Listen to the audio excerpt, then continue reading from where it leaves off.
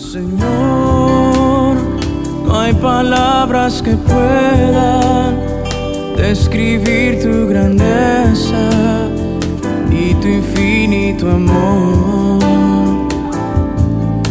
Jesús, sé mi luz y mi guía, y sé el aire que respiro. Muy buenos días, queridos hermanos. El gozo del Señor siempre nos acompaña y hoy, lunes 18, tenemos este precioso devocional que siempre la palabra de Dios nos anima, nos fortalece, nos levanta y nos da un gran motivo de seguir día a día. Vamos a orar en esta mañana. Amado Padre Celestial, te damos gracias, Señor, por tu amor, tu misericordia, Señor. Tú eres santo, Señor, y en ti, Señor, son todas hechas las cosas en tus promesas en Cristo Jesús. Gracias te damos, Padre, por tu palabra, porque tú nos instas a seguir tus caminos, Padre. En el nombre de Jesús, amén y amén. Bien, el devocional de hoy, lunes 18, dice: el entrañable amor de Dios. Levanta tú esta lamentación sobre los príncipes de Israel. Dirás: ¿cómo se echó entre los leones tu madre, la leona, entre los leoncillos, crió sus cachorros? Ella hizo subir uno de sus cachorros que llegó a ser un leoncillo y aprendió a arrebatar la presa y a devorar a seres humanos. Las naciones oyeron de él. Fue tomado en la trampa de ellas y lo llevaron con grillos a la tierra de Egipto. Viendo ella que había esperado demasiado tiempo y que se había perdido su esperanza, tomó otro de sus cachorros y lo puso por leoncillo. Y él andaba entre los leones, se hizo un leoncillo, aprendió a arrebatar la presa, devoró seres humanos. Saqueó fortalezas y asoló ciudades. La tierra, con cuanto había en ella, quedó desolada al estruendo de sus rugidos. Arremetieron contra él las gentes de las provincias de alrededor, extendieron sobre él su red y el foso fue apresado. Lo pusieron en una jaula y lo encadenaron. Encadenado lo llevaron al rey de Babilonia. Lo pusieron en las fortalezas para que su voz no se oyera más sobre los montes de Israel. Su madre fue como una vid plantada en medio de la viña, junto a las aguas, que da fruto y echa vástago a causa de las muchas aguas. Y ella tuvo varas fuertes para cetros de reyes, elevó su estatura por encima del ramaje y fue vista por causa de su altura y por la abundancia de sus sarmientos. Pero fue arrancada con ira, derribada en tierra. El viento del este secó su fruto y sus fuertes ramas fueron quebradas y se secaron consumidas por el fuego. Ahora está plantada en el desierto, en tierra de sequedad y de aridez. Y de la vara de sus ramas ha salido fuego que ha consumido su fruto y no ha quedado en ella vara fuerte para cetro de reyes. Una lamentación es esta, y de lamentación servirá. Acá hay dos partes que nos habla este devocional. Dos momentos, por decirlo así. Del versículo 1 al versículo 9, ¿no? Es una lamentación, es un cántico de tristeza por lo que está pasando, lo que pasó en la dinastía de David, un cántico de lamentación, ¿no? La leona simboliza la dinastía de David, y los cachorros representan a Joás, a Joaquín, los reyes de Judá. Estos son como esos leoncillos, ¿no?, que devoran a los seres humanos.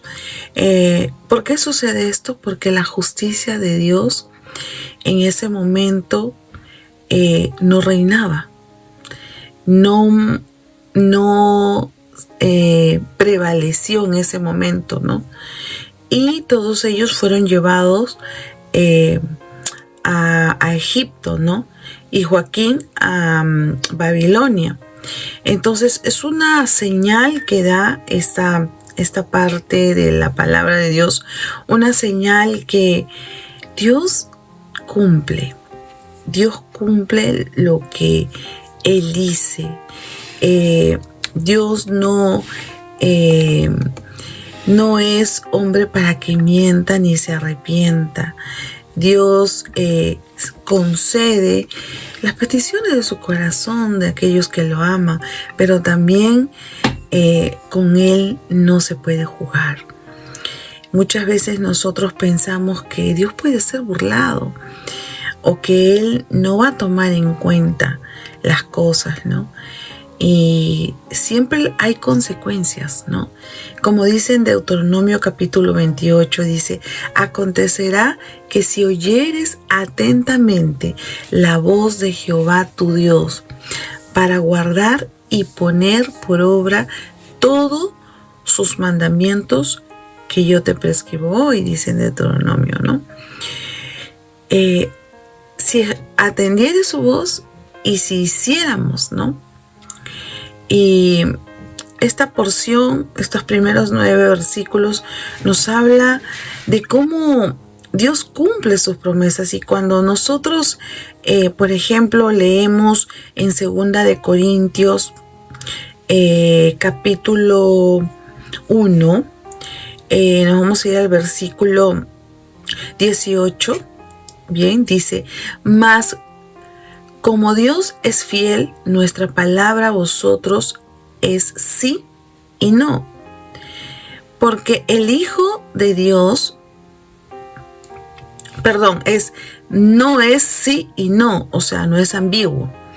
Porque el Hijo de Dios, Jesucristo, que entre vosotros ha sido predicado por nosotros, por mí, por Silvano y Timoteo, no ha sido sí y no, mas ha sido sí en Él, porque todas las promesas de Dios son en Él sí y en Él amén, por medio de nosotros, para la gloria de Dios. ¿A quién se refiere esto? ¿A qué se refiere con esto? Que las promesas de Dios son en Él. ¿Quién es Él? Jesucristo. Y muchas veces hemos escuchado este versículo y a la memoria se nos ha venido que las promesas de Dios es cubrir nuestras necesidades, cubrir esas cosas que nosotros nos falta, y decimos: Señor, tú has prometido, y no es eso, es que Dios va a cumplir lo que Él ha dicho en su palabra. Está registrado que en Cristo somos personas nuevas. En Cristo está nuestra identidad. En Cristo está todo lo que necesitamos, ¿no es cierto? Entonces, aquí, si bien es cierto, no está la figura de Cristo, pero literal, pero está hablando de lo que Dios ha dejado para seguirle. Como les leía Deuteronomio capítulo 1, el primer versículo, que Dios quiere que atendamos a su voz y hagamos lo que Él ha dejado como práctica para el pueblo de Israel. Pero no hicieron eso, y por eso es esta lamentación. Dios nos pide que seamos fieles. Él conoce nuestras debilidades, pero se fortalece en nosotros porque buscamos a Dios. Amén. Entonces, aquí lo que tenemos que hacer es pensar que Dios tiene bendiciones. Sí, ya están. Y es Cristo la bendición. Él es suficiente. Y el versículo del 10 al 14 nos habla una segunda parte de las lamentaciones, ¿no? Sobre una vid, dice, ¿no? Que está plantada y da fruto y hecha, dice, vástago. El vástago, bueno, proviene de esta palabra, ¿no? Que grafica, pues, la parte de, se puede decir, de una planta, ¿no? En la parte de la botánica. Entonces habla del cuerpo, ¿no? De las hojas de la planta, ¿no? Esa parte es el vástago. Y aquí en este versículo pues habla que echa vástagos, ¿no? Porque está junto a las aguas. Dios escogió y prosperó a Israel. Sin embargo, se aparta porque piensa que juntos, solos pueden hacerlo, ¿no? Y cuántas veces nosotros como humanos, porque hemos logrado algo, pensamos que ya somos los dueños de todo, ¿no? Por eso dice el versículo 12, ¿no? Pero fue arrancada con ira, derribada en tierra, el viento del este secó su fruto y sus fuertes ramas fueron quebradas y se secaron, consumidas por el fuego. O sea, era un vástago, estaban conectados, estaban andando bien, pero, ¿qué pasó? Llegó el orgullo, ¿no? Como dice el versículo 11, estoy retrocediendo, ¿no? Para que más o menos nos enfoquemos, ¿no? Entonces, en la última parte del versículo 11 dice, fue vista por causa de su altura y por la abundancia de sus sarmientos, pero de ahí fue arrancada. Y es que el orgullo es como la mala hierba. Va creciendo, va creciendo, va creciendo y va minando. Y si nosotros no nos damos cuenta de eso,